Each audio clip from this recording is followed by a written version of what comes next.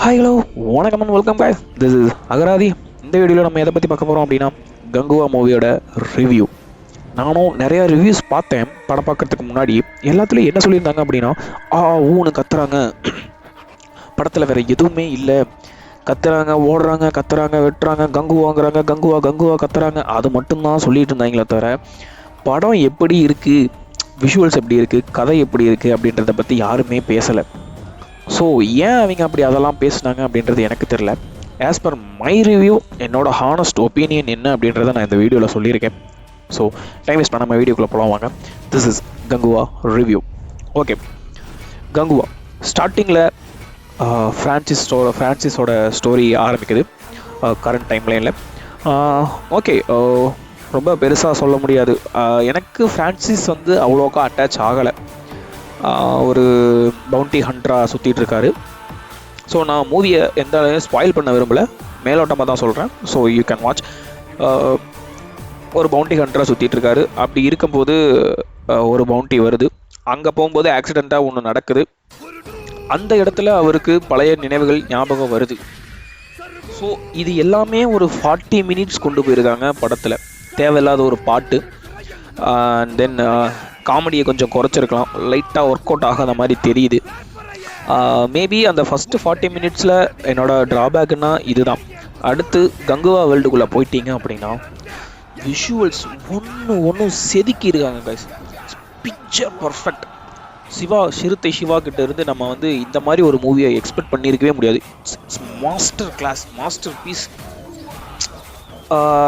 அந்த காலத்தில் 1000 இயர்ஸ்க்கு முன்னாடி ஒரு 1070-40 அந்த ரேஞ்சில் நடக்கிற ஒரு கதையாக நம்மக்கிட்ட காட்டியிருக்காங்க. அங்கே அப்போதைய மக்கள் இப்படித்தான் கத்திக்கிட்டு இருப்பாங்க. ஏன்னா ஒரு மலைவாசி மக்களாக காட்டுறாங்க, ஒரு ரூத்லெஸ் வாரியர்ஸாக காட்டுறாங்க. அப்படின்றப்ப அந்த போர்ட்ரேட் அப்படித்தான் போர்ட்ரேட் பண்ணணும். அங்கே போயிட்டு சாதுவா வாங்க சார், அப்படிங்களா இப்படிங்களா, என்ன பண்ணுறீங்க, ஓ அப்படியா, ஓ நான் உன்னை குத்துட்டுமா, இல்லை நான் உன்னை குத்துறேன், இப்படிலாம் பேசிக்கிட்டு இருந்தால் வந்து ஒரு ஒரு சாஃப்ட்னஸ் இருந்தால் அந்த அந்த காலத்து மூவிக்கு, அந்த மாதிரி டைம்லைனில் நடக்கக்கூடிய வாழ்க்கைக்கு, நிகழ்வுகளுக்கு ஒத்து வராது. அந்த ஒரு ஒரு ஒரு அக்ரஷனை காட்டணும், அந்த ஒரு எஃபெக்டை கொடுக்கணும், பூமை கொடுக்கணும்னா அங்கே அப்படித்தான் கத்துவாங்க. ஆக்சுவலாக அந்த மாதிரி டைம்லைனில் அந்த லைஃப் ஸ்டைல் அப்படித்தான் இருக்கும். இது புரியாத சில பேர் தான் ஒரே இறைச்சலாக இருக்குது கத்துறாங்க. நான் படம் பார்த்த வரைக்கும் எனக்கு இறைச்சலெல்லாம் இல்லை கைஸ். ஒரு இடத்துல பேக்ரவுண்ட் ஸ்கோர் வந்து ரொம்ப முன்னாடி வருதோ, அந்த வாய்ஸ் ஓவருக்கு முன்னாடி ரொம்ப பேக்ரவுண்ட் ஸ்கோர் வருதோ அப்படின்ற மாதிரி எனக்கு ஃபீல் ஆச்சு. மற்றபடி விஷுவல்ஸ்லேயோ இந்த மாதிரி ஒரு கிராஃபிக்ஸ் அங்கங்கே கொஞ்சம் அடி வாங்குது. அந்த crocodile ஃபைட் அப்போல்லாம் வந்துட்டு பார்த்தீங்கன்னா ஓகே, அந்த வாட்டர் ஃபைட்டுக்கு ஜஸ்டிஃபை பண்ணியிருக்காங்க அப்படின்னு வச்சுக்கலாம். பட் ஆஸ் பர் மூவி அந்த கங்குவா வேர்ல்டில் பக்காவாக பண்ணியிருக்காங்க. எனக்கு எந்த ஒரு ஃப்ளாஸும் தெரியல கைஸ். அந்த ஃபஸ்ட்டு 40 மினிட்ஸில் ஃப்ரான்சிஸோட டைம் லைன் நடக்கும்போது அந்த இடத்துல ஒரு பாட்டு தேவையில்லை. அந்த இடத்துல ஒரு கொஞ்சம் ட்ரிம் பண்ணியிருந்துருக்கலாமோ, பாட்டு ரிமூவே பண்ணியிருந்துருக்கலாம். அந்த இடத்துல ரொம்ப ஃபாஸ்ட்டாக போகுது. அதை அப்படி பண்ணுறாங்க, இதை இப்படி பண்ணுறாங்க அப்படின்னு. அந்த 40 மினிட்ஸை எவ்வளோ காம்பேக்டாக கொடுக்க முடியுமோ அவ்வளோ காம்பேக்டாக கொடுத்த மாதிரி எனக்கு ஒரு ஃபீல். பட் மற்றபடி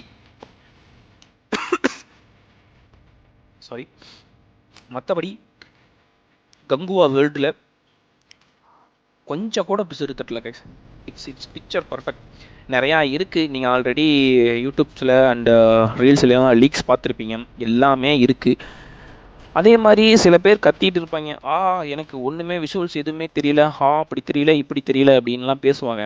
அதெல்லாம் சில படங்கள்லாம் முன்னாடி வந்திருக்கு, அதெல்லாம் போய் பார்த்துருக்காங்களான்னு தெரியல. விஷுவல்ஸ் தெரியலன்னா கண்ணாடி போட்டுட்டு பாருங்கப்பா, அதர்வைஸ் நீங்கள் வந்து பார்க்காதீங்க. விஷுவல்ஸ் தெரியல அப்படின்றீங்க, தாராளமாக கண்ணாடி போட்டுட்டு வந்து பாருங்கள். ஓகே, படத்தை பார்க்காம பேசுகிற மாதிரி எனக்கு ஒரு ஃபீல் ஆகுது. ஏதோ படத்தை கழுவி ஊற்றணுன்னே அந்த மாதிரி சில பேர் பேசிகிட்டு இருப்பாங்க. That's not good.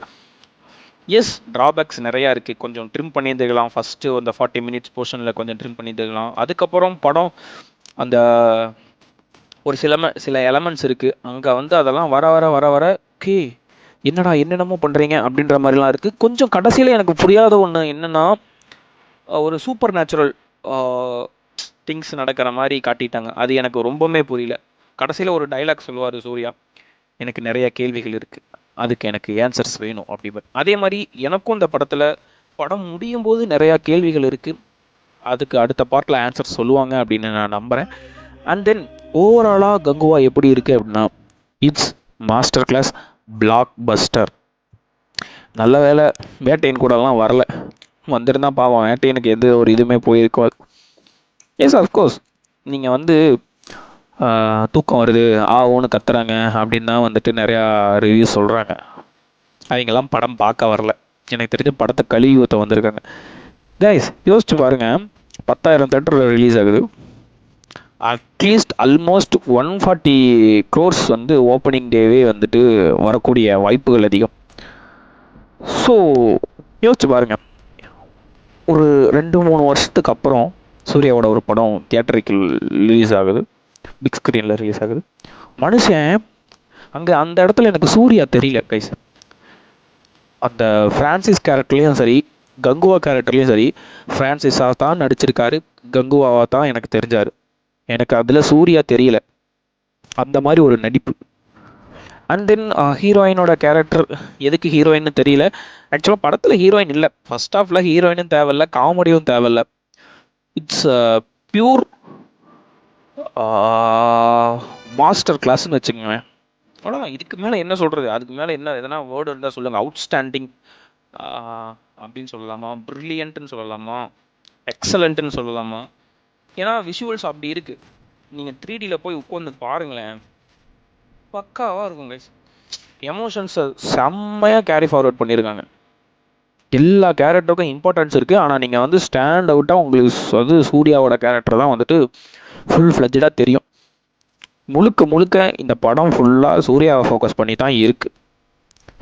இன்னும் நிறைய திங்ஸ் இருக்குது, எல்லாமே ஃபாஸ்ட்டாக காட்டிட்டாங்களோ, கொஞ்சம் எக்ஸ்ப்ளோர் பண்ண. எனக்கு வந்து 2.5 மணி நேரம் படம், 240+ நினைக்கிறேன் படத்தோட length.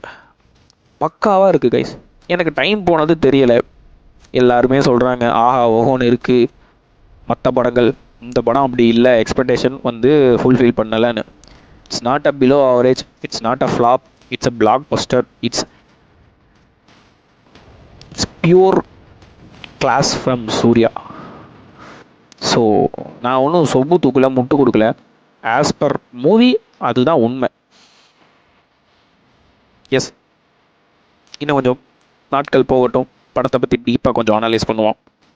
Until then by from அகராதி.